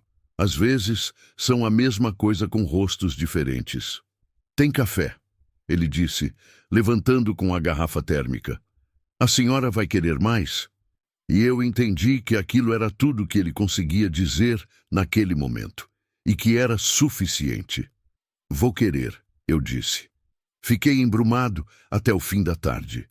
Conversamos, devagar, com os espaços que conversa de gente simples tem, onde o silêncio entre uma frase e outra não é vazio, mas é parte da fala. Ele me contou da vida, da mãe que costurava até tarde para pagar escola, do trabalho na oficina desde os 16 anos, do casamento que havia durado 8 anos e terminado sem filho, da vida que havia construído sozinho, tijolo a tijolo, sem apoio de ninguém, com aquela teimosia calma de quem aprendeu cedo que contar com os outros é luxo que nem sempre está disponível. Eu ouvi tudo. E fui entendendo enquanto ouvia que Jonas havia feito o que Marlene havia feito. Havia construído uma vida completa no espaço que o pai havia deixado vazio. Não uma vida de rancor, não uma vida de espera, uma vida honesta, de trabalho, de presença, de estar no lugar que estava sem pedir desculpa por estar. Tinha orgulho nessa vida, o tipo de orgulho quieto que não precisa de plateia. Quando me levantei para ir embora, ele ficou de pé também. Essa propriedade, ele disse. Não quero brigar por ela na justiça. Não é o que vim fazer no mundo. Não precisa brigar, eu disse. Eu não sou adversária sua, Jonas. Nunca fui. Ele ficou me olhando. A senhora vai ficar com o rancho? Respirei fundo. Ainda não sei, respondi com a honestidade que a pergunta merecia. Mas sei que se ficar, vou cuidar. E sei que tem coisas lá que são suas, independente de quem fique com a terra. As cartas, a fotografia, a história da sua família. Minha família era minha mãe, ele disse. Não com raiva, com precisão. O resto foi ausência com sobrenome. Aquilo me acertou em cheio. Não disse nada. Porque ele tinha razão, e razão de gente que sofreu não precisa de contestação. Precisa de espaço. Mas então ele fez alguma coisa que não esperava. Foi até uma gaveta da bancada de ferramentas, mexeu lá dentro e voltou com alguma coisa na mão. Estendeu para mim. Era um terço. Velho, de madeira escura, com uma cruz pequena de metal. Gasto de tanto uso. O fio de linha que ligava as contas já havia sido trocado mais de uma vez. Dava para ver nas cores diferentes das linhas em cada trecho. Era da minha mãe, ele disse. Ela rezava todo dia. Disse que enquanto ela rezasse, alguém ia cuidar do que precisava ser cuidado. Olhei para o terço na minha mão. Não posso levar isso, eu disse. Pode, ele disse. Porque alguém cuidou. A senhora foi lá. Desceu no poço. Veio até aqui. Minha mãe rezava pedindo isso, que alguém fizesse o que devia ser feito. Alguém fez. Engoli um nó. Fechei a mão em volta do terço. Obrigada, eu disse. E a voz saiu diferente do que entrou. Mais fina, mais verdadeira, mais de dentro. Obrigada à senhora, ele respondeu. Saí da oficina com o terço na mão e o sol da tarde baiano me pegando de frente. Fiquei parada um momento na calçada com o barulho da cidade ao redor. Motor, gente, música longe, cachorro, vida. E fechei os olhos por um segundo. Pensei no Tião. Pensei no Eurípedes guardando cartas no poço porque não sabia fazer diferente. Pensei no Jonas, parado no portão da fazenda, com 25 anos, sem conseguir bater. Pensei em Marlene rezando um terço e pedindo que alguém fizesse o que precisava ser feito. E pensei em mim, Neuza, 61 anos, viúva, filha de Raimundo e Dirce, mulher do Tião, chegando no rancho por acidente de herança, abrindo o poço por teimosia, vindo até Brumado por algo que não saberia nomear se me pedissem. Fé, talvez. Ou simplesmente aquela coisa que a gente chama de necessidade de fazer o certo quando o certo está na frente e está precisando ser feito. Abri os olhos. O sol estava descendo. E eu sabia o que ia fazer com o rancho da Pedra Comprida. Voltei ao rancho uma vez mais. Não precisava. Legalmente já estava tudo encaminhado. O doutor Augusto havia dito que com a certidão de nascimento e um advogado disposto, Jonas poderia reivindicar a parte que lhe cabia. E que havia maneiras de resolver isso sem tribunal, sem briga, sem aquela guerra de papel que consome anos e dignidade em partes iguais. Eu havia deixado meu contato com Jonas na oficina, escrito num pedaço de papel rasgado de bloco de anotação, com meu número de telefone e o nome do Dr. Augusto embaixo. Ele havia dobrado o papel com cuidado e colocado no bolso do macacão. Não disse que ia ligar. Não disse que não ia. Só guardou. E às vezes guardar é o primeiro passo de uma decisão que ainda está tomando forma, que ainda precisa de tempo e silêncio para virar ação. Eu entendi isso, mas voltei ao rancho mesmo assim. Porque havia uma coisa que precisava fazer lá e que não conseguiria fazer de longe, por procuração, pela cabeça de outra pessoa. Era coisa de presença, coisa que precisava do meu corpo no lugar, do meu pé na terra vermelha, da minha mão na pedra fria da borda do poço. Peguei o ônibus de Brumado para Rio do Antônio numa manhã de quarta-feira. Jovelino estava no terreiro quando cheguei. Dessa vez não perguntou nada. Só foi buscar a morena com uma calma de quem já esperava que eu voltasse. Enquanto ajustava o selim, disse uma coisa sem olhar para mim. Teve uma chuva forte aqui ontem à noite. Boa, eu disse. Boa, ele concordou. A terra precisava. Não era conversa sobre chuva, era outra coisa. Era daquele jeito de falar do interior onde as palavras dizem uma coisa e significam outra camada por baixo. E quem entende, entende. E quem não entende também não perde nada. Eu entendi. Montei na morena e fui. A estrada depois da chuva é outro mundo. A terra vermelha havia escurecido, ficado densa, úmida, cheirando aquele cheiro que não tem nome em dicionário, mas que todo mundo que nasceu no interior conhece de cor. Cheiro de chuva misturado com cheiro de terra seca que finalmente bebeu. É um cheiro que vai fundo, que acorda alguma coisa dentro do peito que estava dormindo, que faz a gente respirar mais devagar e mais fundo sem perceber. A caatinga havia mudado da noite para o dia. Não dramaticamente. Não é assim que a caatinga funciona. Ela não explode em verde depois da chuva, como a Mata Atlântica faz, toda impaciente e exuberante. A caatinga acorda com cuidado, com dignidade. As folhas que estavam murchas agora estavam levantadas. O capim, que estava cinza, estava com um verde tímido nas pontas. As flores, aquelas flores pequenas, resistentes, que a caatinga guarda escondidas para quando a água chega, haviam começado a aparecer aqui e ali, amarelas e roxas, minúsculas, como segredos contados em voz baixa. A morena andou feliz, sentia na diferença do passo, mais leve, mais disposta. Animal gosta de chão molhado. Gosta de respirar ar com água dentro. Cheguei ao rancho perto das 10 da manhã.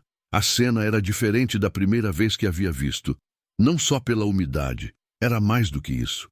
Era como se a chuva tivesse lavado alguma coisa além da terra. A casa, com suas paredes de tijolo à vista, parecia menos abandonada, menos esquecida. A mangueira havia soltado um cheiro forte de folha molhada que chegava de longe. O terreiro à frente estava com uma grama miúda que a chuva havia revelado embaixo da poeira. Verde clara, delicada, insistindo em existir. E o poço? O poço estava igual. Tampa de madeira, sem a pedra em cima, eu havia deixado ao lado quando saí da última vez. E ali estava, no mesmo lugar. O círculo de vegetação ao redor estava ainda mais verde do que da primeira vez, bebendo a chuva que havia descido. Desmontei da morena, amarrei ela na mangueira. Fui até a casa primeiro, abri com a chave enferrujada. Entrei. O cheiro havia mudado. A chuva havia entrado pelo telhado furado e pelo buraco das janelas, e o mofo havia misturado com cheiro de terra molhada e de madeira úmida, criando um cheiro diferente dos anteriores, mais vivo de algum modo, menos parado. Fui até a sala. Sentei na cadeira de madeira da mesa velha de Eurípides. Tirei da bolsa o que havia trazido. Eram as cartas de Marlene. Todas. O maço amarrado com o fio desbotado, as da lata da despensa, as do embrulho de couro. Havia passado os dias anteriores fazendo cópias à mão, com caneta e papel, copiando cada carta com cuidado, cada palavra, cada vírgula. Porque aquilo era de Jonas, e Jonas ia querer um dia, e se o original se deteriorasse com o tempo, a cópia estaria lá. Tinha levado as cópias para Brumado e deixado com Jonas junto com as originais. Mas guardado uma cópia para mim também, não por direito, mas por memória, porque havia coisas naquelas cartas que eu precisava guardar. O que havia trazido de volta não eram as cartas, era o embrulho de couro. O couro curtido de angico, o nó duplo, vazio agora, havia devolvido o conteúdo ao dono. Mas o embrulho em si havia sobrado comigo, e eu havia pensado no que fazer com ele por vários dias. Sabia agora. Saí pela porta dos fundos com o embrulho na mão. O sol havia subido e estava quente, mas com aquela qualidade diferente de sol depois de chuva. Menos agressivo, filtrado por uma umidade no ar que suavizava a dureza do agosto baiano. As pedras do terreiro ainda estavam escurecidas de água. Fui até o poço, parei na borda. Olhei para baixo. A lanterna mostrava a água lá no fundo mais alta do que antes. A chuva havia alimentado o lençol, e o reflexo do céu no espelho escuro lá embaixo era mais nítido, mais azul, mais presente. Fiquei assim por um tempo, pensando em tudo que aquele poço havia guardado. As cartas de Marlene, a certidão de Jonas, a fotografia dos dois jovens que se amaram do jeito errado para ficar juntos. A vergonha de um homem que não soube ficar e não soube ir de verdade, que passou a vida nesse meio termo doloroso, que não é presença nem ausência, que é o pior dos dois. O poço havia guardado tudo isso por décadas, com fidelidade, com aquela paciência sem limite que só as coisas sem alma têm, ou que tem uma alma de outro tipo, mais antiga, mais paciente que a humana. E agora estava vazio. Havia entregado o que guardava. Tinha feito sua parte. Olhei para o embrulho de couro vazio nas mãos.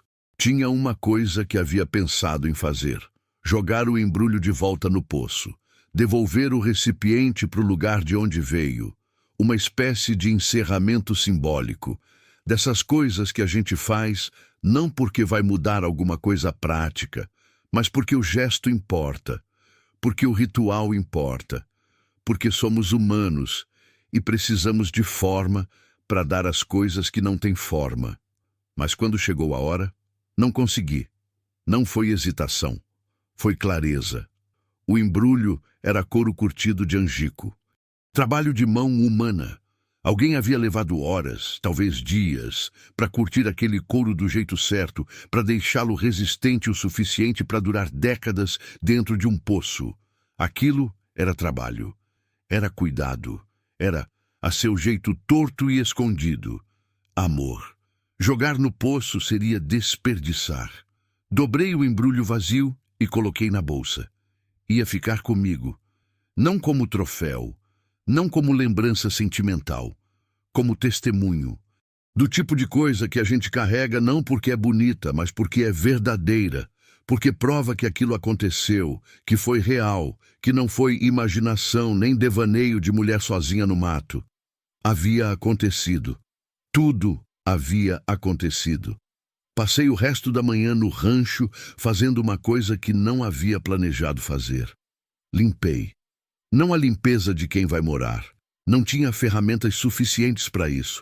Não tinha material. Não tinha tempo. Foi uma limpeza de respeito, de cuidado. Varri todos os cômodos com o galho de vassoura. Tirei as teias de aranha das vigas com um graveto comprido. Abri todas as janelas para o ar circular. Botei para fora os pedaços de colchão podre que ainda havia nos cantos. Retirei os entulhos de madeira apodrecida da varanda e empilhei do lado. Trabalhei em silêncio, no ritmo que o trabalho pede. E enquanto trabalhava, fui conversando com o Tião dentro da cabeça. É assim que faço desde que ele foi. Não em voz alta, porque aí parece loucura, mas lá dentro, naquele lugar onde a gente guarda as conversas que não tem mais para quem ser ditas. Conto para ele o que está acontecendo, conto as novidades, conto o que estou sentindo. Contei sobre o rancho, sobre as cartas, sobre Jonas com os olhos do pai, sobre o choro que havia ouvido no terreiro na segunda noite. Aquilo que podia ser vento, podia ser ave, podia ser outra coisa que não tenho nome para dar. O Tião, lá dentro, ouviu tudo. E depois disse, do jeito que ele dizia as coisas, com aquela economia de palavras que era a forma dele de ser preciso. Você sabe o que fazer, Neuza. Eu soube. No começo da tarde, sentei na varanda no degrau de pedra. Comi o que havia trazido, um pão de queijo duro que havia comprado na padaria de Rio do Antônio e uma banana. E fiquei olhando o terreiro, o poço, a mangueira, a morena pastando tranquila debaixo da sombra. Tirei o terço de Marlene do bolso. Havia carregado desde que Jonas me deu todo dia, no bolso do lado direito, onde normalmente fico com o canivete. Já tinha o calor das minhas mãos, já estava começando a se acostumar comigo. Rezei. Não rezo bonito. Nunca rezei. O Tião rezava bonito. Sabia os mistérios todos na ordem certa, respondia o terço com aquela cadência certa de quem aprendeu de criança. Eu sempre me atrapalhei com a ordem, com as palavras, com o ritmo, mas rezo de verdade. Isso eu sei fazer. Rezei por Eurípides, que viveu torto, mas não viveu sem coração.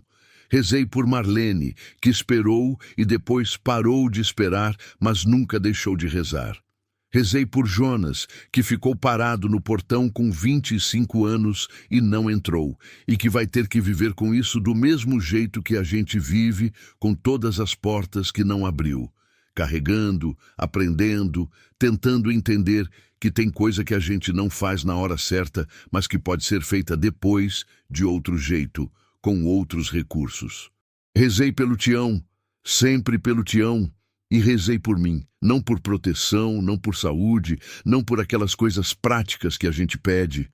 Rezei por clareza, para entender o que fazer com aquele rancho, com aquela terra, com aquela vida que havia caído no meu colo por um advogado de bigode grisalho e um tio-avô que não soube ficar.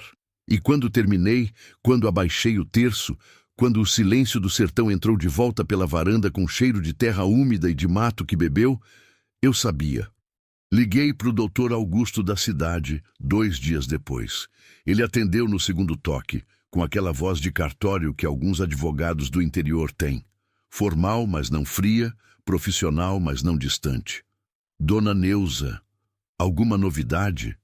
Tenho, eu disse. Encontrei o filho de Eurípides. Silêncio breve. Depois.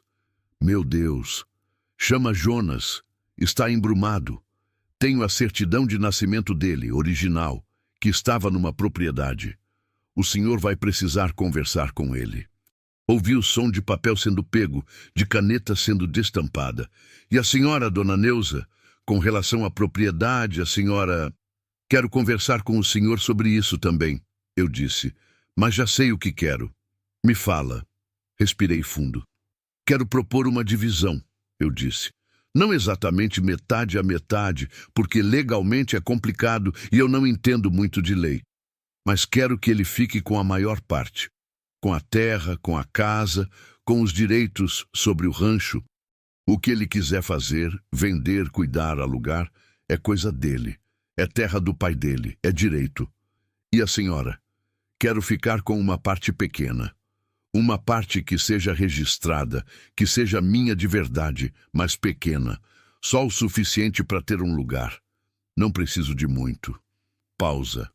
Dona Neuza, o doutor Augusto disse, e a voz havia mudado levemente, com aquela mudança sutil que as vozes dos homens velhos fazem quando estão tentando disfarçar que foram tocados por alguma coisa. A senhora não é obrigada a fazer isso. Legalmente a herança é sua. Sei, eu disse, mas tem coisa que a lei diz que é seu e que não é. E tem coisa que não é seu e que a gente sabe que é. Eurípides escondeu aquela certidão no fundo de um poço porque não conseguia destruir. Isso é aviso.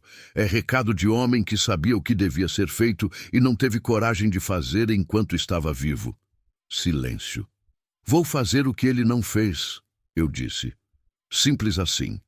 O doutor Augusto ficou quieto por um momento. Depois disse, vou entrar em contato com o senhor Jonas e vou preparar a documentação. Obrigada, doutor. Obrigada à senhora, dona Neuza. Não é todo dia que a gente vê isso. Desliguei o telefone. Fiquei parada no meio da sala da minha casa em Caetité. A minha casa, a casa do Tião, com o pé de aroeira do sogro lá fora e o silêncio que o Tião havia deixado em cada cômodo quando foi embora. Levei a mão ao bolso. O terço de Marlene estava lá, quente. Jonas ligou 3 semanas depois. Era uma quinta-feira, 7 da manhã. Eu estava no curral com as vacas quando o celular vibrou no bolso do avental. Número de Brumado. Atendi com a mão suja de terra. Dona Neuza. Jonas. Pausa. Eu fui lá, ele disse. Parei o que estava fazendo, encostei na cerca do curral, olhei o sol nascendo na chapada. Como foi? Perguntei baixinho. Outro silêncio, daqueles que têm textura. Fui de manhã cedo, ele disse. Peguei a morena emprestada do seu Jovelino. A estrada de chão estava boa, tinha chovido antes.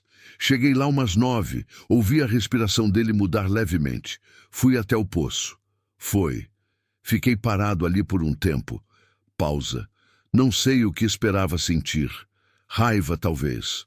Ou nada. Mas o que senti foi diferente. O que foi? Ele demorou para responder. Saudade. Ele disse por fim. Saudade de uma coisa que eu nunca tive. Não sei se isso faz sentido. Faz todo o sentido do mundo. Eu disse. E fazia. Era o tipo de sentimento mais humano que existe. Aquela saudade do que não foi, daquilo que devia ter acontecido e não aconteceu. Que a gente carrega sem saber nomear porque não tem nome fácil para saudade de coisa que não existiu. Fui dentro da casa. Ele continuou. Sentei na cadeira da mesa. Fiquei lá um tempo. E depois, a voz mudou, ficou mais baixa, mais cuidadosa. Aconteceu uma coisa estranha. Fiquei quieta. Estava sentado, sozinho, em silêncio. E ouvi um som. Pausa. Não sei o que era, vento, talvez. Bicho no telhado, mas pareceu muito com alguém soltando o ar. Sabe? Aquele som de quem estava segurando a respiração faz muito tempo e finalmente soltou. O pelo do meu braço arrepiou. Não disse nada. Provavelmente foi o vento, Jonas disse, e eu ouvi que ele mesmo não acreditava completamente no que estava dizendo. Mas pareceu outra coisa. Às vezes é outra coisa, eu disse. E tudo bem. Ele ficou quieto um momento. A senhora acredita nessas coisas? Ele perguntou. Fiquei olhando o sol que havia subido sobre a chapada, aquele sol de setembro que já traz uma qualidade diferente, mais dourado, mais ameno, prometendo que o calor bruto de agosto ficou para trás.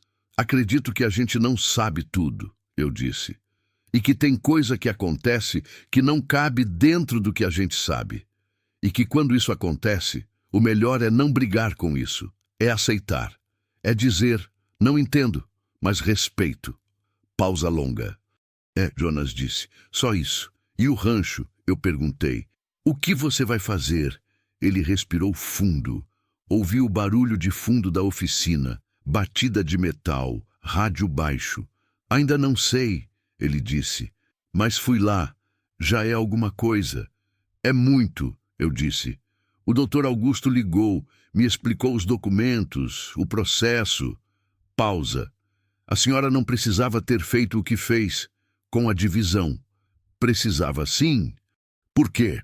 A mesma pergunta da oficina, direta, de gente simples que quer resposta de verdade. Desta vez respondi diferente.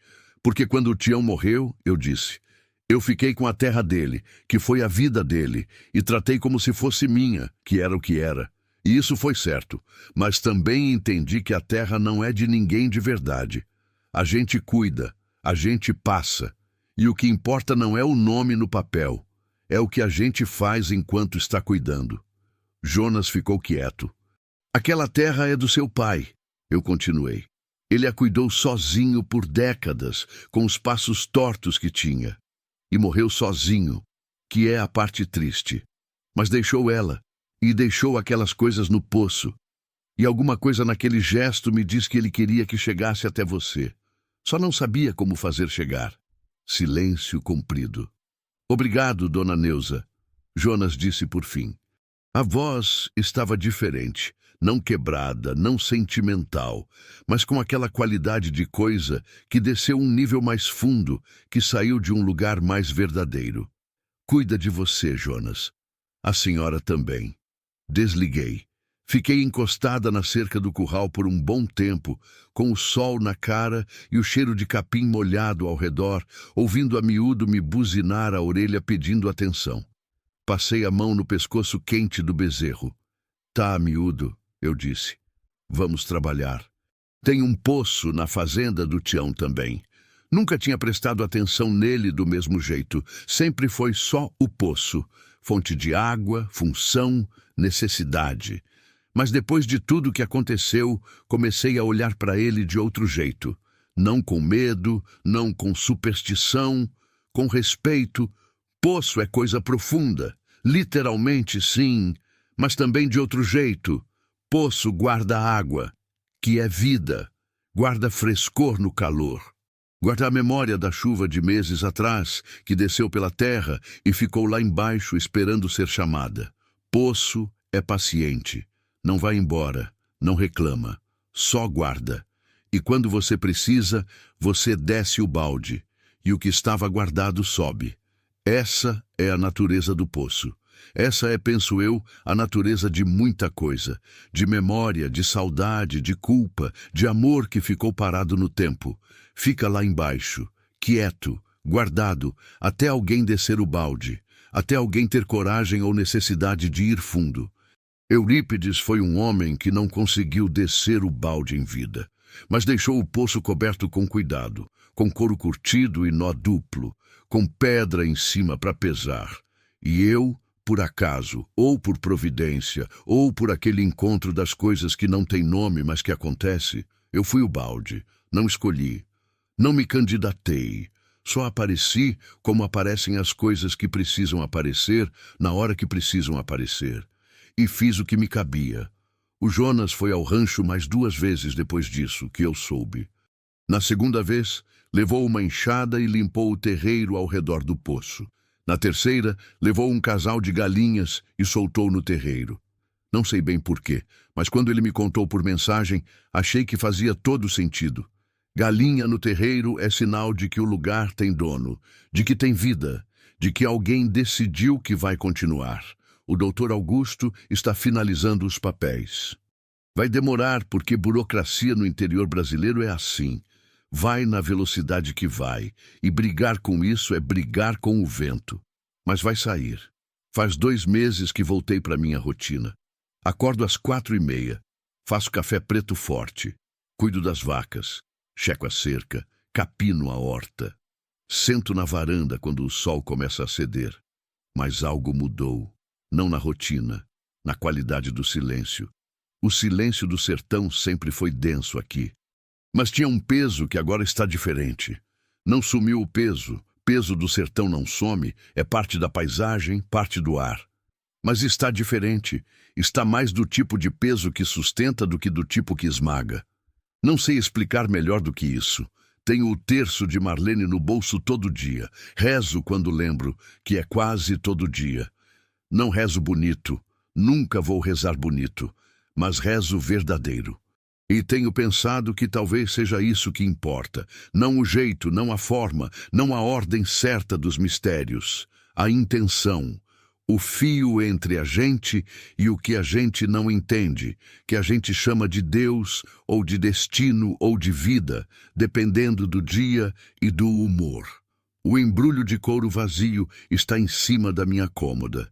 Do lado da fotografia do Tião, aquela foto do nosso casamento, ele de terno marrom, que ficou pequeno porque mandamos tirar quando já estávamos bem de peso, os dois rindo daquele riso de gente que sabe que vai ficar junto, mas ainda não sabe o quanto isso vai custar e o quanto vai valer. O embrulho vazio e a foto do Tião, lado a lado, couro que guardou e entregou. Rosto de quem não está mais, mas que está sempre. Às vezes olho para os dois antes de dormir e penso em tudo que a vida esconde no fundo dos seus poços, as verdades que a gente não está pronto para ouvir, as histórias que precisam do tempo certo para ser contadas, as pessoas que chegam quando chegam porque é quando precisam chegar.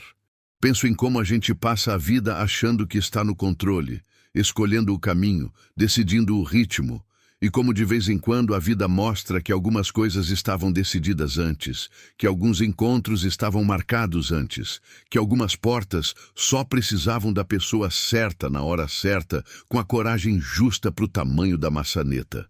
Não sei se o que ouvi no poço naquela noite era voz. Não sei se o que Jonas ouviu na casa era o pai soltando o ar que guardou a vida inteira. Não sei se Marlene sabia, quando rezava aquele terço gasto, que alguém um dia ia descê-lo de mão em mão até chegar onde precisava chegar. Não sei.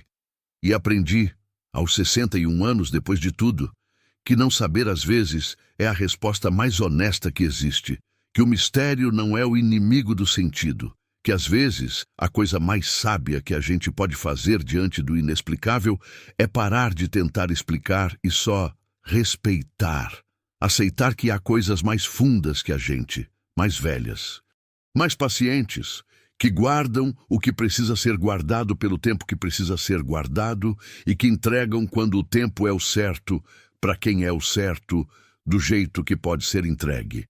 Como um poço velho de pedra argamassada no terreiro de um rancho esquecido no sertão da Bahia, que guardou couro e carta e certidão e vergonha e amor partido por décadas, e que esperou, quieto, fundo, coberto com pedra e madeira, até que aparecesse uma viúva de Caetité com lanterna e corda e teimosia suficiente para descer, e subir, e ir entregar.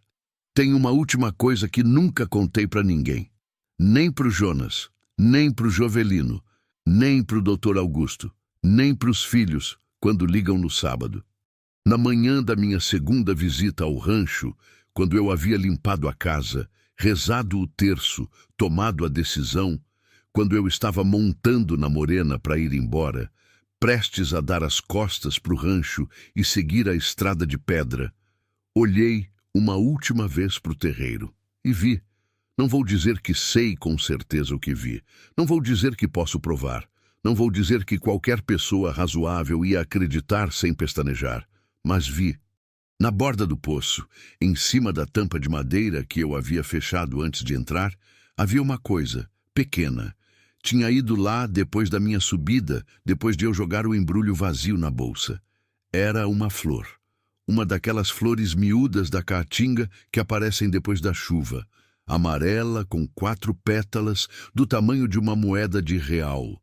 Daquelas que nascem do nada, que estavam escondidas no chão, esperando a água chegar, e quando chega, abrem em horas.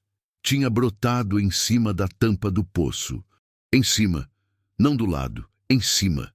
Como se o poço tivesse aberto uma última coisa, um último gesto, uma última entrega depois de ter entregado tudo.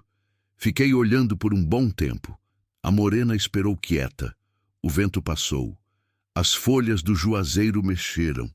Eu não sei o que foi aquilo, nunca vou saber, mas sorri. Sorri do tipo de sorriso que não é de felicidade simples, é mais profundo, mais misturado, aquele sorriso que vem quando a gente se reconcilia com alguma coisa que estava em conflito dentro de si, quando a gente entende que não vai entender tudo, e que tudo bem, que o mundo é maior que a compreensão da gente e que isso não é ameaça, é graça. Tá bom, eu disse pro poço. Pode descansar agora. E montei na morena. E fui.